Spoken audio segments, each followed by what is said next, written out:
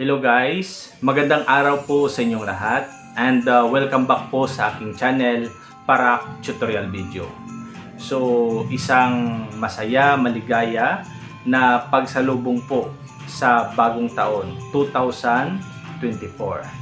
So guys, yung pag-usapan natin ngayon ay tungkol po sa tinatawag na police blotter. Alam nyo, may vlog po ako tungkol sa police blotter. Ito po. Pero nakita ko po sa mga comments ng ating mga subscriber or mga kababayan na marami po sa kanila yung hindi pa masyadong naunawaan kung ano ba talaga yung ibig sabihin ng police blotter. So ginawa ko yung video na to upang magkaroon kayo ng ideya at magkaroon ng kasagutan yung mga tanong nyo kung ano ba talaga yung police blotter.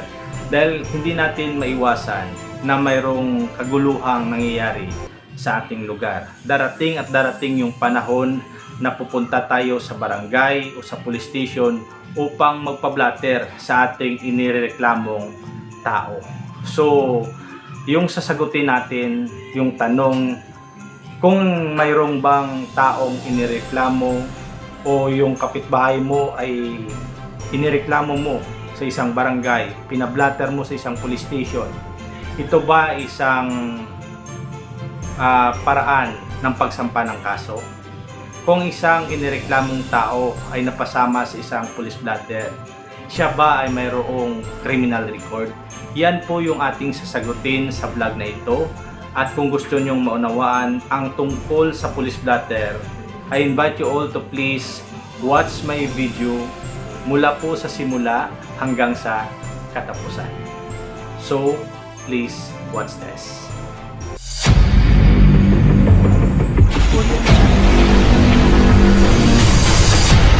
Para tutorial videos. Alam nyo guys, saan mang sulok ng mundo, kahit sang lugar dito sa atin, ay mayroong alitan, gulo na nangyayari po. So, ang mga misconception o misunderstanding po o mga maling akala na ang pagpunta sa isang barangay o police station upang magpa-blatter ay may tuturin nating pagsampa ng kaso. Yan po yung ating ipaliwanag ngayon. Tandaan po natin ito. Ang pagpunta sa barangay o sa police station upang magpa-blatter ay hindi po isang formal na pagdemanda o pagsampa ng kaso. Gayunpaman, mas maganda na kung mayroong gulo, most especially yung gulo ay matatawag nating serious offense like mayroong shooting incident, stabbing incident, rape incident na yung pangyayari is bago pa lamang nagaganap, ay agad po kayong pumunta sa police station upang magpa-blatter. No? Kasi mahalaga ito. Pagpunta nyo sa police station, ang pinaka-window po ng police station is the desk officer. Siya yung may responsibility na sumulat ng inyong inireklamong pangyayari. Then, mayroon po tayong tinatawag na investigator on case. The investigator on case will evaluate your report. Kapag may nakita si investigator na basihan na yung iyong inireklamo is mayroong krimeng nagaganap, the investigator will make immediate action. Will conduct immediate investigation para makahanap ng other supporting evidence. Yung iyong inireklamong tao ay tinatawag na suspect. So, ipinablatter mo siya sa desk officer. Yung police blotter is a public documents. Kung mayroong pagsampa ng kaso, that is part of the evidence. Aside from that, the investigator will find other evidences. Why? Hindi po responsibility ng suspect o taong inireklamo na maghanap ng evidence para siya sabihin niya sa korte na siya ay walang kasalanan. Ang may malaking pasanin o responsibility is the complainant. The police who conduct investigation as a first pillar po ng ating criminal justice system. Guys, tandaan natin ito. Ang police blotter ay isa lamang sa mga requirements upang magkaroon tayo ng ebidensya. The police blotter cannot stand alone. It is not a prima facie evidence. That is why the investigator will find other evidences. Sabihin na natin na matibay yung ebidensya na nakuha o nahanap ng investigator. May mga other witnesses, may mga physical evidence na nakita sa crime scene. Then may mga photographs and CCTV, no? May mga circumstantial evidence, affidavit of the witnesses, affidavit of the complainant. So lahat po 'yan is iipunin ng investigator on case kasama yung police blotter. Then isubmit sa next pillar ng ating criminal justice system, and that is the prosecutor. Guys, tandaan po natin ito.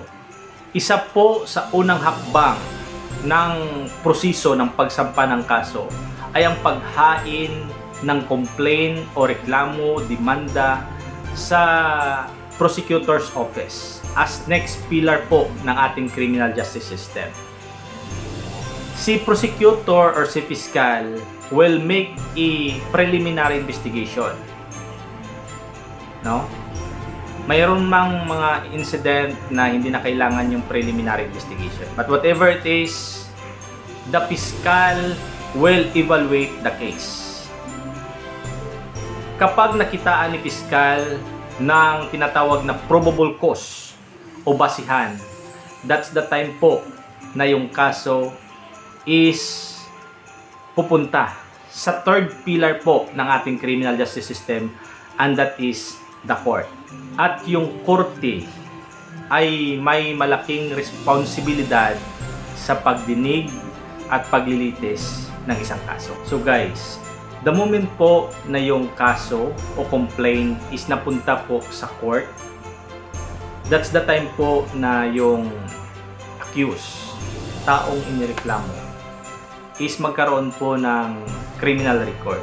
Pagkukuha siya ng NBI clearance or police clearance. Yung remark niya is hit kasi mayroon siyang pending na criminal record. But tandaan po natin, hindi ito final or executory yung kanyang criminal record.